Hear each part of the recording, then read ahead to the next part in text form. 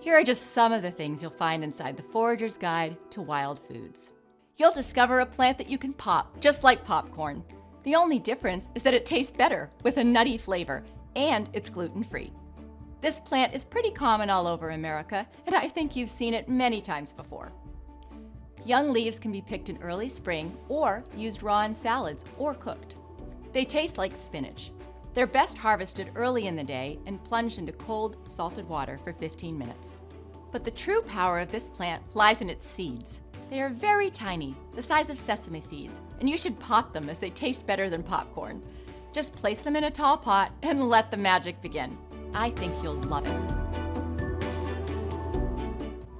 I'll also show you the plants and fruits that you would better forage in winter.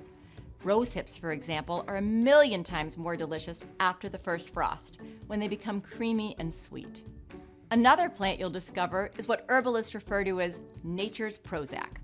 This instant anxiety-relieving plant could be growing near your house, no matter where you live in America.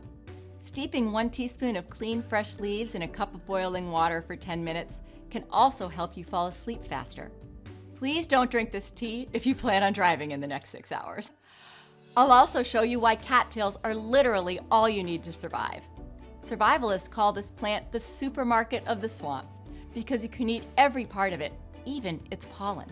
Cattails are a tactical, 4-season food that can save your life and keep you strong even in the darkest times.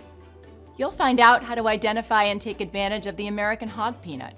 This common plant has the interesting ability to produce 2 types of flowers and 2 types of seeds at the same time.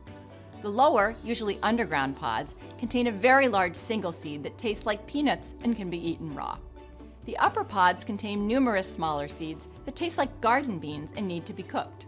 So how would you feel if one day there wouldn't be any more food left to buy, but you could still come back home to your family with a pile of these treats?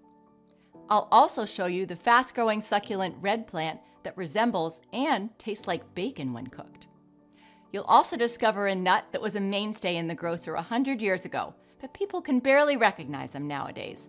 American beech nuts are sweet and taste best after the first hard frost of autumn. You can separate the burrs by hand and dry the nuts in the sun. The shells can be cracked in the oven and then eaten. Our ancestors also boiled them to skim off their oil for cooking and to light lamps.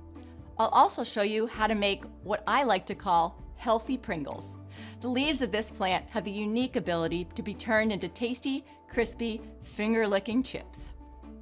You'll discover a distinctive but common mushroom that grows in all 50 states.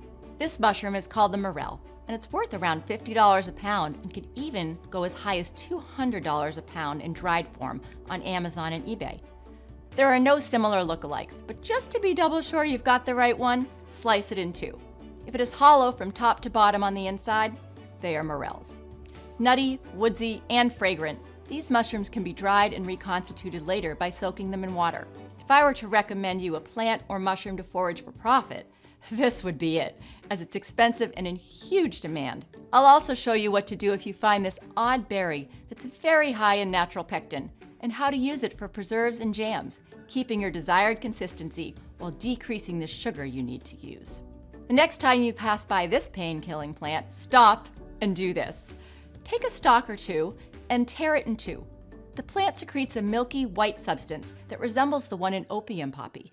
The substance is known as Lacticarium, and it has much milder effects, but it's completely legal to forage, grow, and eat. You can collect its sap for a pain-killing elixir to have around whenever you have a lingering pain that just won't go away.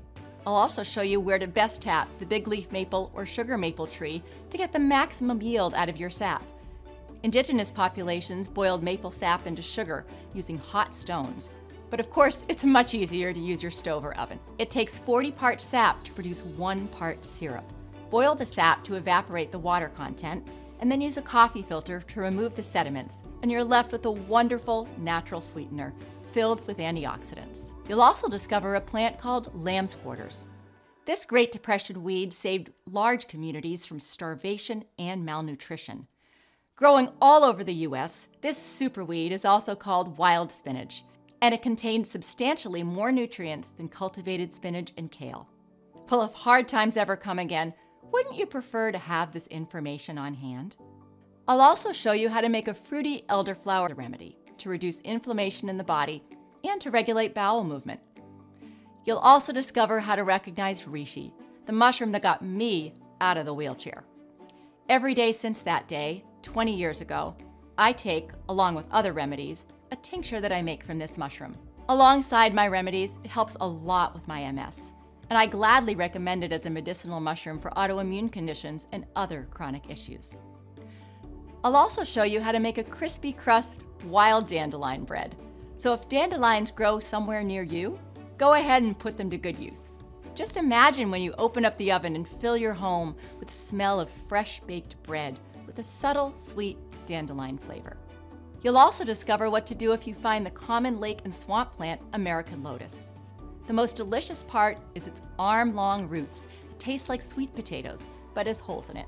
Its chestnut-flavored seed, also known as alligator corn, are ground into flour or can be pressed for extracting oil. I'll also show you what to do immediately after identifying colt's foot. This plant holds the secret to unblocking your airways and fighting colds, the flu, and unstoppable coughs.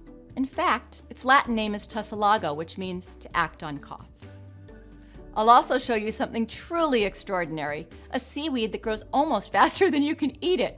If you look at it for some time, you can actually see it grow. This is one of the treats I ate on the Alone show on Vancouver Island. So next time you find this plant washed up on the beaches, open your new book and find out what to do with it. I'll also expose the delicious secret this common plant holds, hidden from sight. If you pull up this invasive weed, you can find its secret, the nut-shaped edible tubers that taste somewhere between almonds and hazelnuts. Foragers call them earth almonds. They can be eaten right out of the ground, or you can dry them for later use. When your friends ask you what these delicious treats are, I'm pretty sure they'll be blown away when you show them this common weed. I'll also show you how to use yarrow leaves as one of nature's most effective band-aids. Simply chew and apply it directly to the wound for 2 to 3 minutes. This instant field poultice helps prevent the infection of the wound and stops the bleeding. I'll also show the berry that is illegal to grow in some states, but perfectly fine to forage for. If you find a single gooseberry bush, you can gather around 12 pounds of gooseberries, and you can return year after year to take advantage of it. You'll also uncover a wild plant that is sweeter than sugar and helps people with diabetes. Its sweetness comes from a compound found in the roots, with a taste similar to sugar, but less instant and more long-lasting.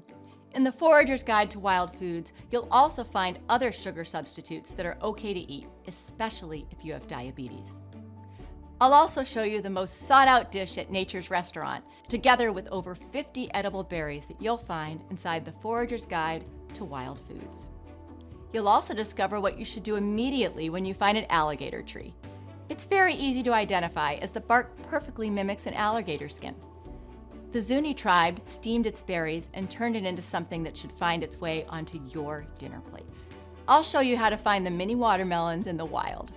The watermelon berry provides instant refreshment while quenching thirst and giving your body a fistful of vitamins. Did I mention that it tastes like watermelon? I'll also show you the common, but usually unpopular, pond-dwelling microplant that can save your life one day. This is the world's smallest flowering plant, almost half the size of a grain of rice. But while it might be teeny tiny, it contains all the essential amino acids, vitamins, and minerals, rivaling animal protein. It tastes like sweet cabbage and can be cooked just like it.